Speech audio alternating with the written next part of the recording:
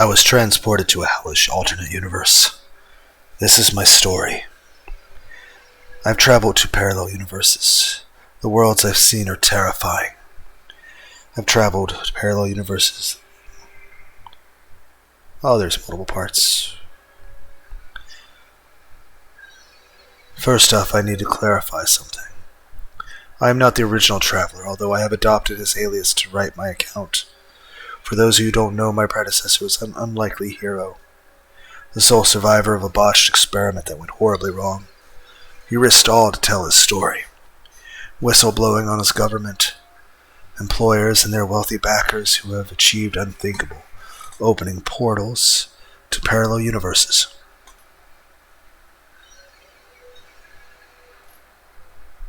Thanks to this man, we now know the truth about the elite's plan to escape to another world.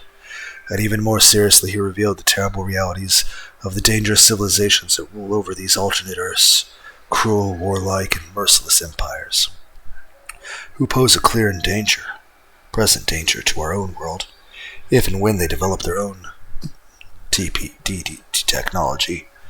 If you haven't read the Traveler's accounts yet, I suggest you do so before reading any further. Many of you will be wondering what happened to the original Traveler, given to the sudden end to his account. Well, I'm sorry to confirm that the U.S. government finally caught up with him. Somewhere in Eastern Europe, our hero disappeared off the grid. And so we can assume he's either dead or imprisoned in some hellhole black site prison, which is probably even worse. And so, sadly, Traveler is no more, but his legacy lives on. This is where I come in. You see, I too worked for this top-secret project, albeit at a much lower level and security presence, while my predecessor was down in the guts of the huge underground complex, operating as part of a survey teams deployed through the trans-dimensional portal. I was topside working as a lowly intern in the accounts department. In fact, my clearance was so low that I had no idea the project existed, nor did I know the purpose of the sprawling complex I worked within. Officially, I was a low-level government employee in a tedious federal job.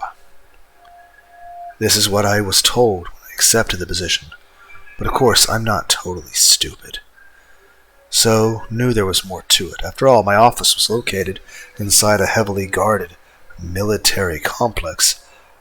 All we knew there were underground levels where access was restricted. What's more complex is located in a very remote part of the country, 1,000 miles from my hometown. Still, my employment prospects were slim after college.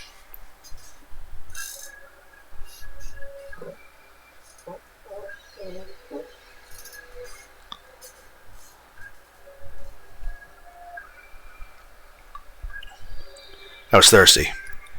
Sorry if my chair was a little squeaky.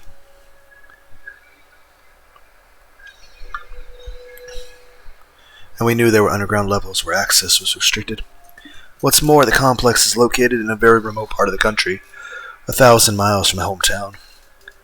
Still, my employment prospects were slim after college. As dull as the entry-level position was, the pay and the conditions were decent, and I was told there were prospects for promotion.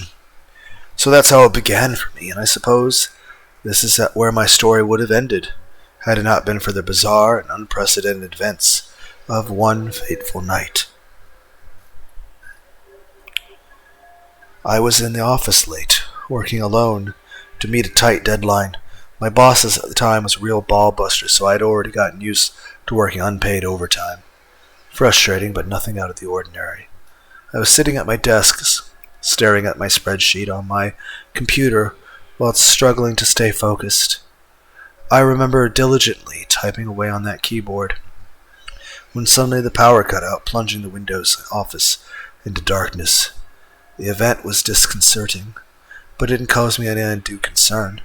Not at first, anyway. Surges and power blackouts were actually pretty common in our offices, and this was the third I'd seen in only 2 weeks of working there. We've been told frequently to save backup for our work for this very reason. My laptop was on battery power, and so my screen remained illuminated, and so I sat tight and waited for the emergency lighting to kick in. But it didn't. Minutes passed and still nothing, and that's when I started to get worried. Us lowly paid employees had never received an adequate explanation for these disruptions to the electric supply. We merely been told the power was being diverted downstairs. Of course, this only added to the rumor mill and the gossip around the water coolers.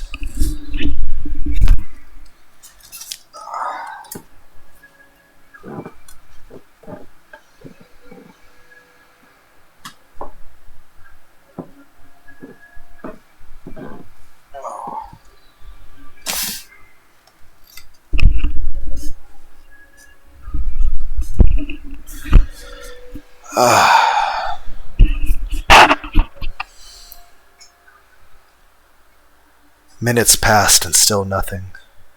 And that's when I started to get worried. It was rather exciting to speculate with my work colleagues during the daylight hours, but it was a different prospect when I was stuck here alone after hours in the darkness. I began feeling increasingly anxious as the lights stayed off, and then the ground started to shake beneath my feet. This is a new one and not something I was prepared for. Was this an earthquake? They weren't common in this part of the country, and I couldn't help but feel there was a connection to the power outage moments before. I struggled to stand as the floor moved beneath my feet, and I stumbled as my laptop fell from the desk and the screen smashing when it hit the ground. Now the room was shrouded in complete darkness, until it suddenly wasn't. In an instant I was blinded by a burst of intense light so bright that I had to cover my eyes. Then I got hit by a fierce wave of heat. Like an unbelievable surge of energy had suddenly popped into existence right in the middle of my little office. At first I feared some kind of flash fire, but the reality was far more terrifying. When I reopened my eyes and regained my composure, I witnessed something which made no logical sense. The wall at the back of the room had opened up to reveal, while I couldn't see what was almost on the other side, the room almost identical to the one I was in, except in this version the lights were still on. The plaster wall that should have been there had inexplicably disappeared, but the path to the other side wasn't exactly clear. The passageway looked to me like a fluid membrane, a crystal clear wall which stood between me and whatever was on the other side. Was this a dream? Had I fallen and hit my head during the blackout? Perhaps, but it seemed so real. I walked forward, slowly but cautiously, intending to reach out and touch the membrane. Looking back, this was a crazy move. But in that moment it made sense in my confused brain. But to my surprise and horror, I tripped over some object I missed in the darkness, helplessly falling forward right into the fluid wall in front of me. All of the air was sucked from my lungs as I became immersed in it, and then there was nothing but black. I woke some time later, my head throbbing, retinas burning. It took me a moment to regain my wits and lift myself up. I discovered I was inside an office, nearly, but not quite identical to the one I just left. The power was on, and everything looked in order, but my smashed laptop was nowhere to be found. I shook my head in disarray, trying to make sense of all that had happened. The most logical conclusion was that I'd burnt out. I'd been working long hours, after all, so perhaps I had hallucinated the whole experience. Either that, or I'd suffered a panic attack and passed out. In any case, I just wanted to get out of there. I needed a rest, so I decided I would deal with this shit in the morning. With some difficulty, I struggled to the door and walked into the corridor, stumbling around underneath the glaring LED lights. Now I know what you're probably thinking. Clearly, I wasn't in Kansas anymore, and surely I should have realized something was wrong. But remember, at this point I had no idea what really went on within the facility, and couldn't have imagined what I'd just been through. And the office complex did appear much the same as I would have expected. There were a couple of details different, how I remembered. The odd thing like a water cooler or desk out of place. But I wrote these off as just discrepancies, telling myself I was just tired and my mind was playing tricks on me. Soon I reached the security checkpoint in front of the exit. I didn't recognize the armed guard sitting behind the desk, a burly, disinterested middle-aged man who didn't bother looking up from his phone when I walked by. I approached the sealed door and swiped the security card and lanyard around my neck. It didn't work. The door didn't swing open, but instead there was a bleep followed by a red light. I tried again, 4 or 5 times, but the result was always the same. Frustrated, I turned back to the desk and sought to gain the attention of the bored guard. "Excuse me, sir," I interjected. "My card isn't working." He looked up in annoyance, rolling his eyes as he slammed down his phone and loudly typed into his keyboard. "Name?" he demanded abruptly. I told him, and he aggressively typed the details in the computer, frowning annoyance when he didn't get the information he wanted. He looked up at me for the first time, his eyes bloodshot and unfocused. "Are you new?" he demanded. "I worked here for 2 weeks," I answered in confusion. The guard shook his head in annoyance. "Damn this system. Those morons in IT. Can't sort out the glitches." He slammed his fist on the button located underneath his desk and automatically swung open. "Go ahead," he ordered. "Thanks, man," I replied meekly. Before walking out, I eagerly embraced the cool but fresh air when I stepped outside. To my surprise, I saw it was now dawn, with the sun rising on the far horizon. How could this be possible? I couldn't account for the lost time. I didn't want to think about it, however. All I wanted was to go home and get some bed and lay my head down. I didn't have an accommodation or even a parking space on the site, but our employers provided a free shuttle service to the nearby town where I was staying. I boarded the bus, saying,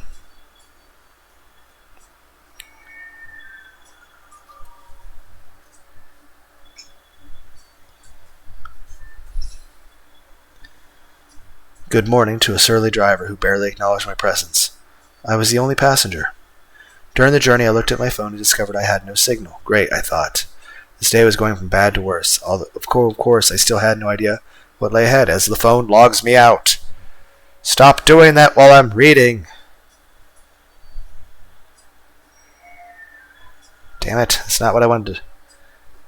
Now I have to type in creepypasta again, so go back to the website. I don't know why it keeps logging me out in the middle of reading.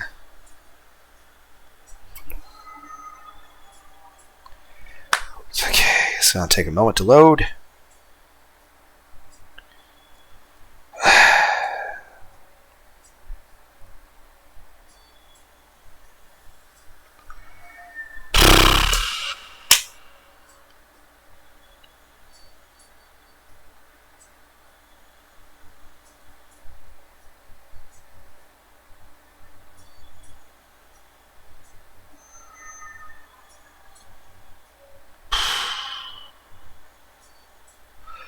Waiting for my phone to load.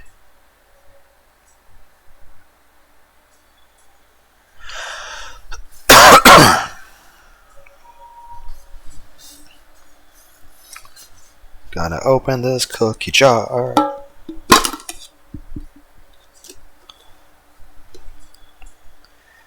Click. Load already. Need a bite of this cookie. Why try to scroll?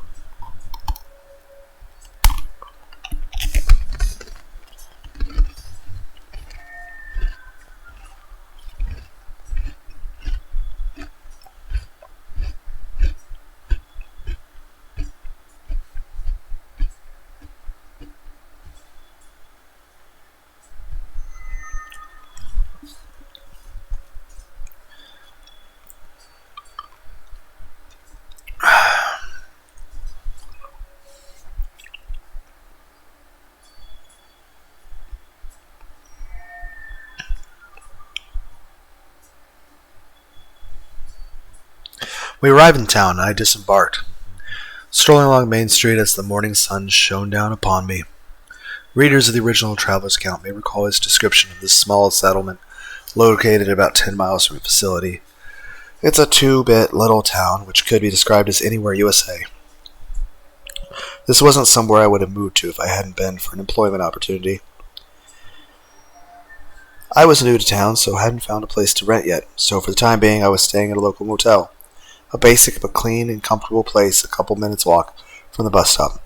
I felt myself flagging as I walked through the parking lot toward my rooms, fumbling in my pocket for my key and starting to lock, but to my surprise and annoyance, the door didn't open.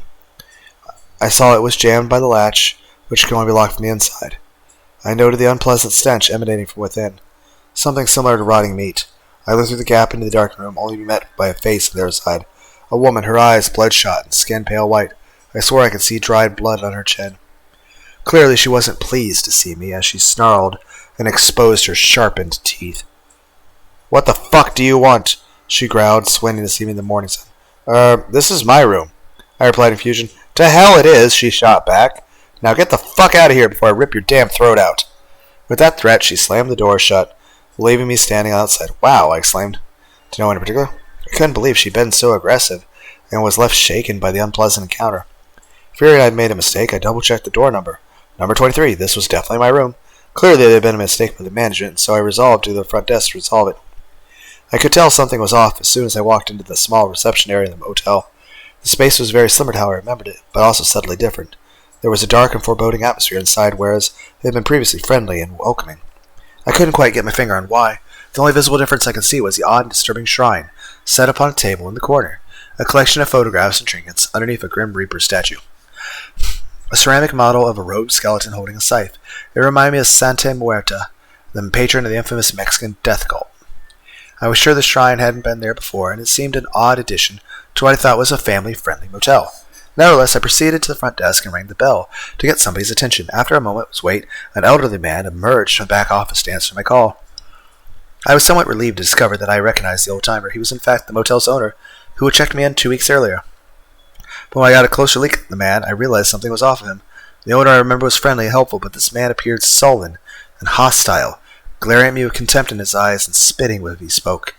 "What do you want?" he demanded. I could hardly believe how rude he was.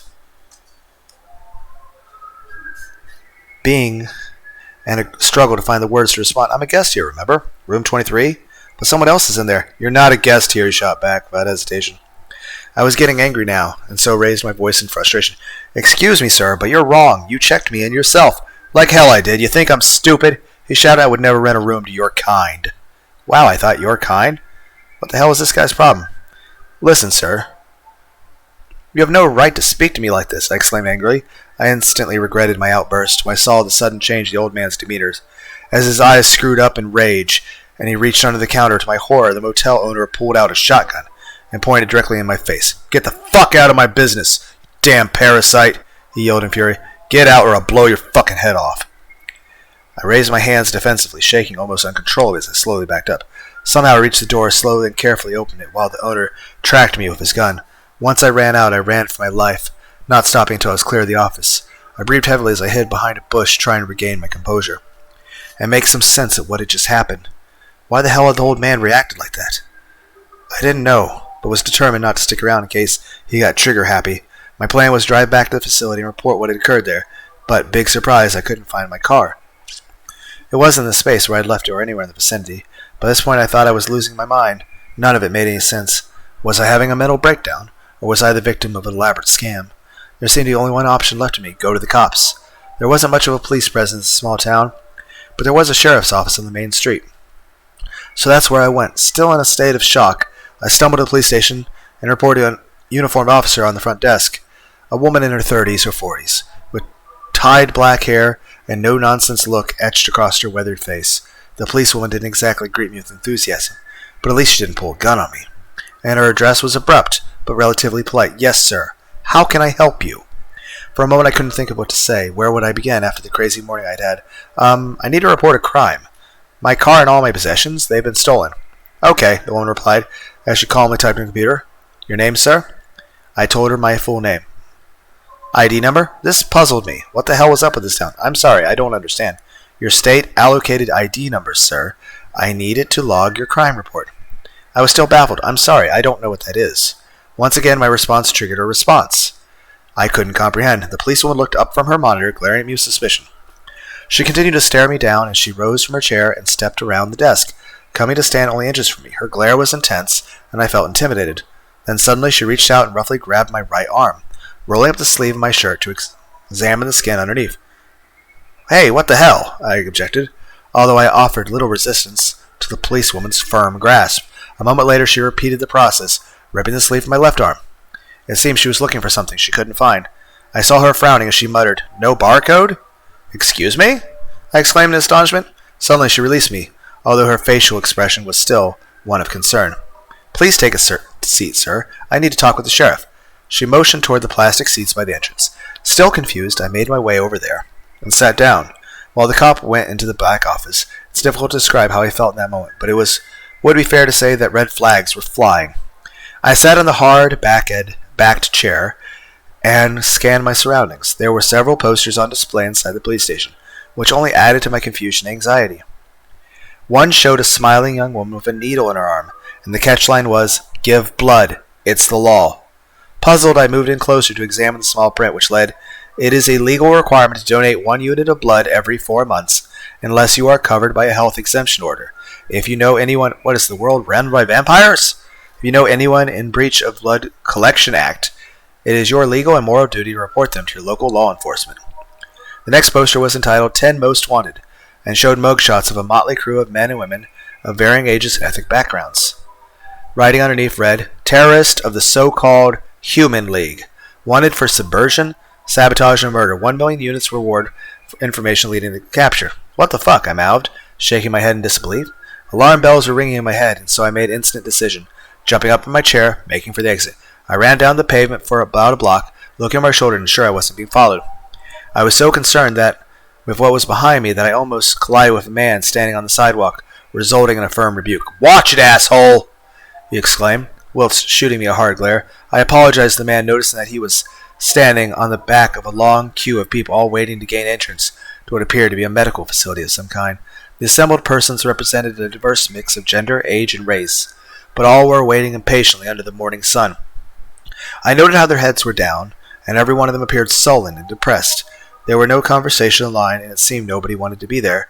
I looked up at the sign before, and it read Department of Human Affairs, Blood Collection Point.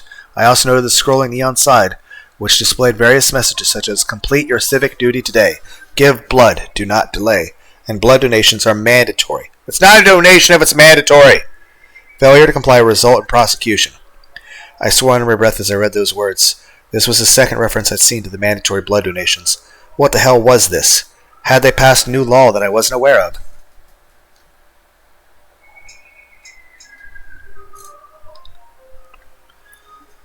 I continued to stand there on the sidewalk, pondering my next move when I startled by a cry behind me. "Sir, you need to come with us." I turned my head to see the policewoman from the station running down the street after me. She was accompanied by a large, bald-headed man in a badge uniform, who I guessed was the town sheriff. While the woman was relatively calm, the sheriff clearly wasn't. He screamed aggressively as he pursued me, pulling a weapon from his holster. "Freeze, asshole! Don't you dare run!" I didn't flee. In fact, I was frozen in fear. Not knowing how to react in that moment, I noticed how people on the street suddenly disappeared, scattering in all directions as if they knew what was going to happen. Clearly, I posed no threat. But this didn't matter to the bullish sheriff, as he aimed his weapon and fired. I felt a heavy impact against my chest, and for a moment I was sure I was dead. But instead of a bullet, I got zapped by a taser, a surge of electricity pulsing through my body. I fell down, hitting the pavement with a heavy thud. What happened next is something of a blur in my memory. I recall laying face up the pavement, still convulsing, until the taser was disengaged. Next, they forced me up my feet, roughly applying handcuffs and throwing a sack over my head, before they bundled me into the back of a vehicle. "Why are you doing this to me?" I cried in despair. "I didn't do anything." The response surprised me. It was the woman's voice, and her tone was empathetic. "I'm sorry. Please don't fight." A second later, I felt a sharp jab in my neck, making me yelp in pain and shock. Only a few seconds before, I began to feel woozy, struggling in vain to keep my eyes open before everything went black. I don't know how long I was out for, but I was awoken with a jolt of freezing cold water really dumped on my head. I yelled out in pain and instinctively tried to jump up, only to discover I was restrained, bound by my wrists and ankles to a hard metal chair. My whole body ached as I struggled in vain against the binds and tried to adjust my eyes to the new environment. I found myself inside a dimly lit room, a small windowless room, with bare concrete walls. Other than the chair I was bound to, the only other piece of furniture was a stainless steel table to my right. I glanced over at it and, to my horror, saw the table contained a selection of what looked like sterilized surgical instruments. I dreaded to think what their purpose was. But then my attention was drawn to the man standing over the table, closely examining what I soon realized were the contents of my wallet. He took the shape of a man at least, but there was something decidedly inhuman about this individual. He looked young, probably in his 20s, and may have been Hispanic in origin. The man was undoubtedly handsome, with a firm jawline and fit physique, but his physical appearances was more than intimidating. He was terrifying.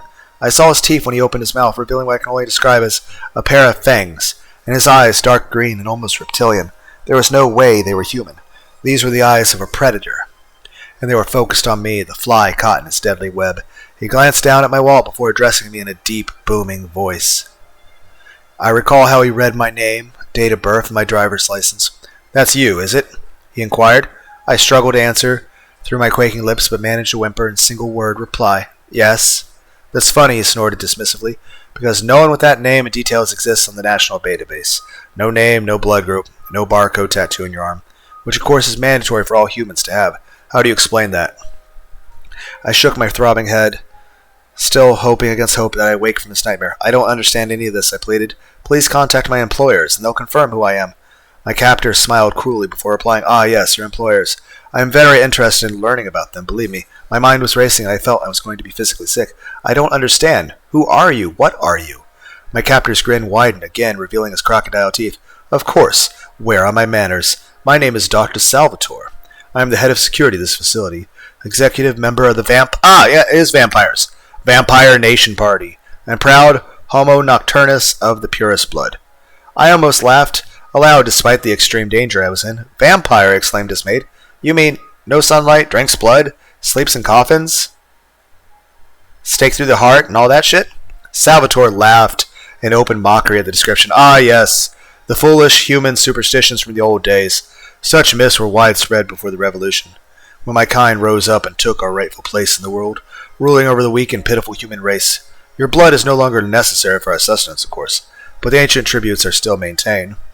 Thus the Blood Collection Act and mandatory quotas. But of course you already know all this, don't you?"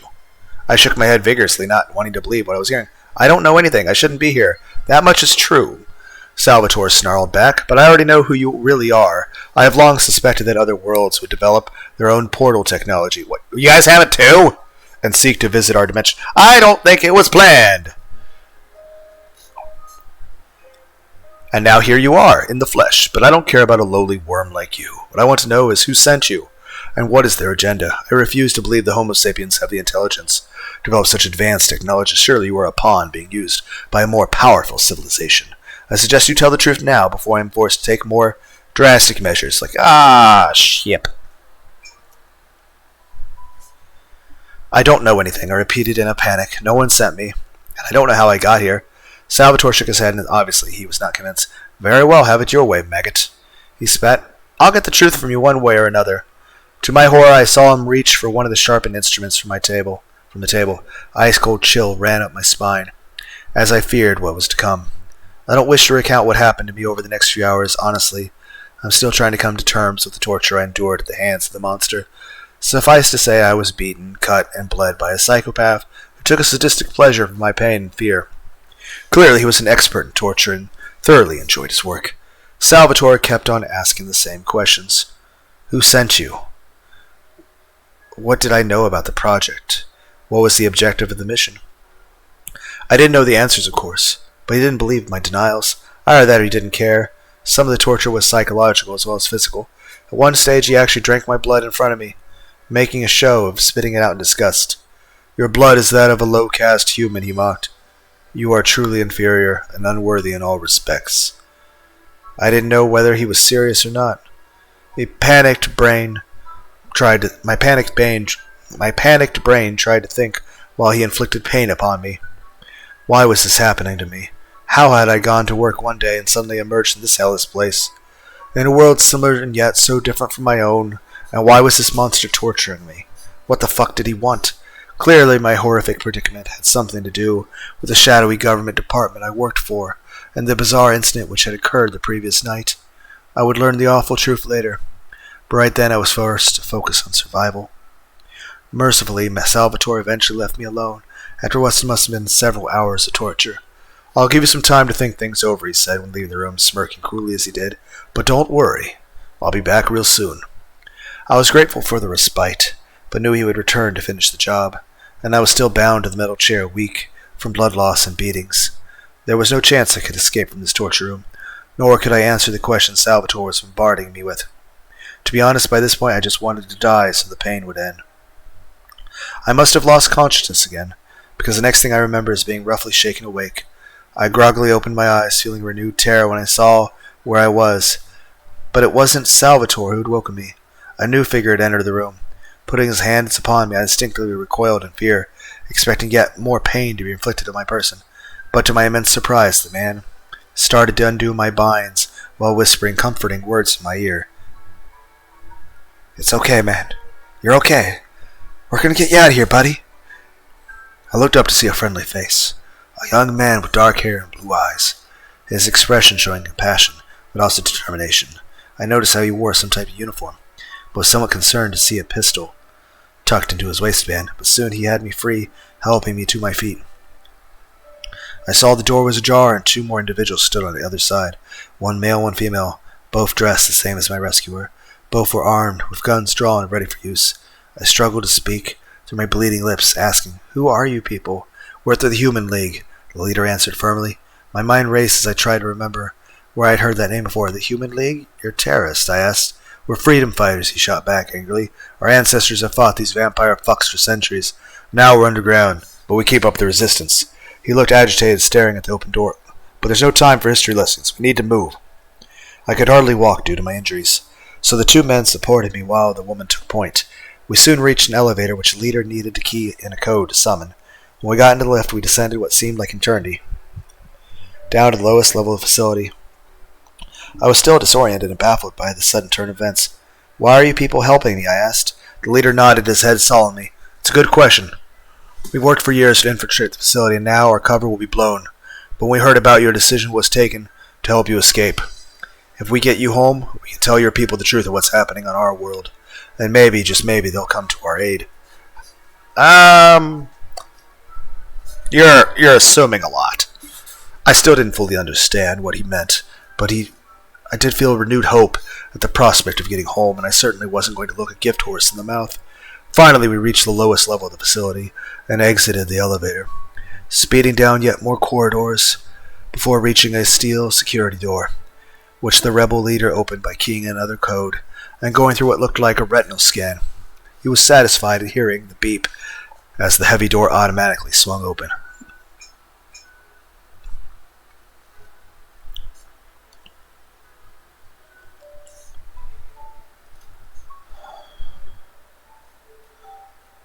We then entered a huge underground chamber, adorned with control panels and high-tech equipment, the purpose of which was beyond my comprehension. I did note a huge spiral-like device facing a black wall, easily 30 foot long and dominating the room. Again, I had no idea what this device was used for, but the whole scene conjured images in my head of science fiction scenarios and of secret dark experiments conducted by shadowy organizations. I found it difficult to take in my surroundings, however, as I was still weak from the blood loss, and so grateful when they sat me down on a swivel chair to rest. "Cover the door. We don't have much time." That was the leader shouting orders to his subordinates. They drew their weapons and stood guard, while the leader quickly but carefully worked away at the control panels, bringing systems to life with the touch of various buttons and switches. I watched on, awestruck, as power surged and the spiral device began to spin. Slowly at first, but quickly gaining momentum. The chamber was suddenly filled up by a cacophony of sounds, illuminated by an intense light. I started to panic, fearing an explosion, but the rebel leader seemed to know what he was doing, as he continued the mysterious process he had begun. Suddenly there was a commotion back at the entrance, as the security door slowly swung open to reveal a squad of black-clad troops, all armed with submachine guns. "Here they come," came the cry. "Hold them off, just 2 more minutes." I heard the first shot and saw the lead trooper scream and fall. A split second later, the chamber was filled with gunshots as bullets flew in all directions. I covered my ears and ducked as fresh terror overcame me. There seemed to be no way out of this chamber, and I couldn't see any sort of plan, but the rebel leader continued to work frantically at his computer terminal, ignoring the mayhem occurring all around him. From my hiding place, I could see the rebel soldiers fighting fiercely, but they were heavily outnumbered and outgunned, so the outcome seemed inevitable. To my horror, I saw a bullet ricochet and strike the male rebel in the head, blowing his brains all over the floor. A moment later, the woman attempted to fall back, but was struck by a burst of automatic fire, falling with a cry as her life was abruptly ended. Now there was nothing standing between us and the trigger-happy security team. In a panic, I turned to the leader and saw he had finished his work, now drawing his pistol and joining the fight. "Starting. Get ready to move."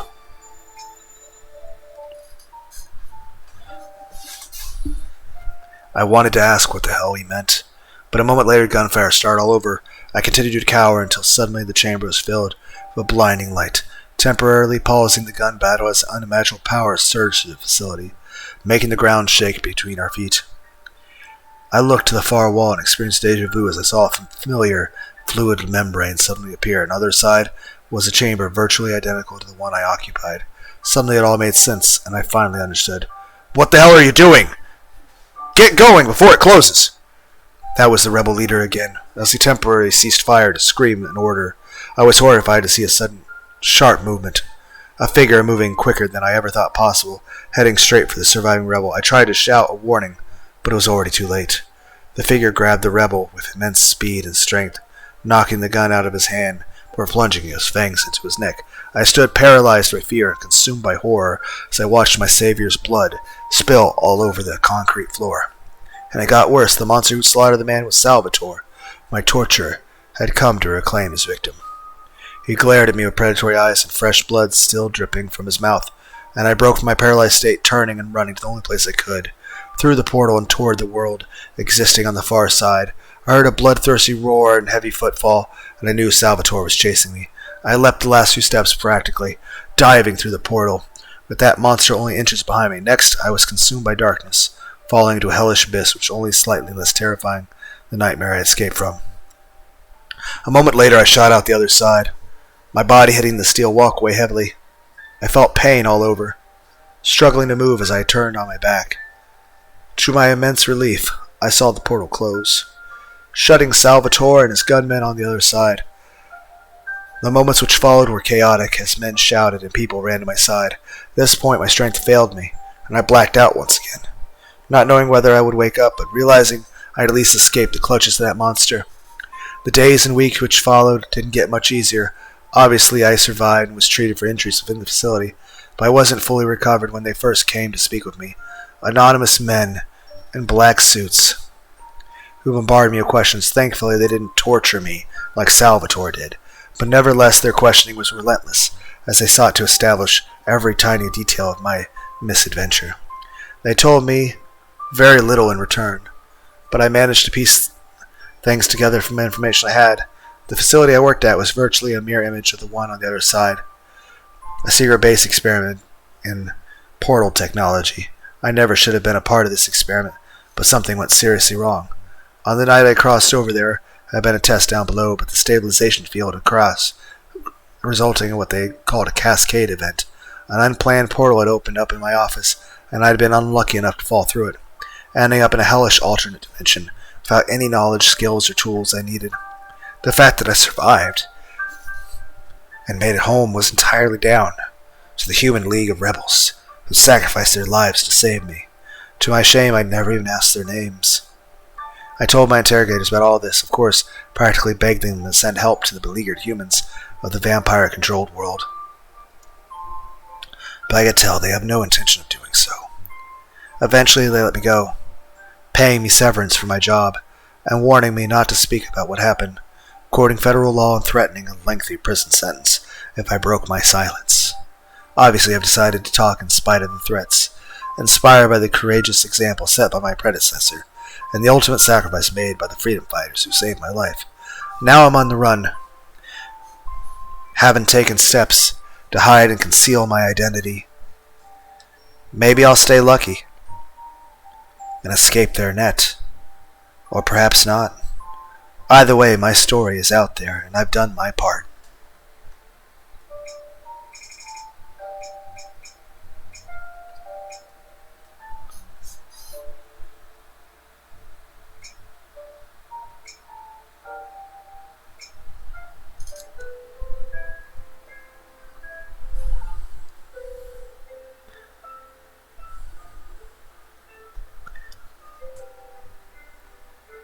But I'm not the last whistleblower who wants to tell their truth. Others will take up the traveler mantle, and in time we will take down this nefarious project and the shadowy figures running it. Until then, stay safe, friends, and keep on reading.